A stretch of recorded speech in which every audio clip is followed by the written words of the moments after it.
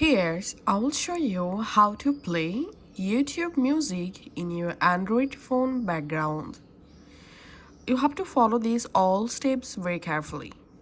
In order to play your YouTube music in your phone background, you have to open a browser first of all. So on your mobile device, go ahead and open a browser, and in browser you have to search for YouTube Musics. And now open youtubemusic.com website. And here, if you see the YouTube Music app open, then all you have to need, go to your phone settings. In phone settings, go down and tap on apps. Tap on search apps, and here search for YouTube Music.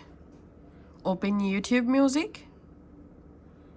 Here, tap on Set as Default and disable Open Supported Links. Now go ahead and relaunch your browser and open music.youtube.com website. And here we have to enable desktop site first of all.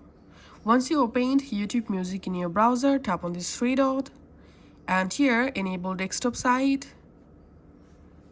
Now let's play our music here. You can pinch your fingers to zoom in. And now go ahead and simply play our music here. Now, once the music is playing, just minimize the browser. And here, as you can see, the YouTube music is still playing in my background. So this is how you can actually play YouTube music in our background. Thanks for watching.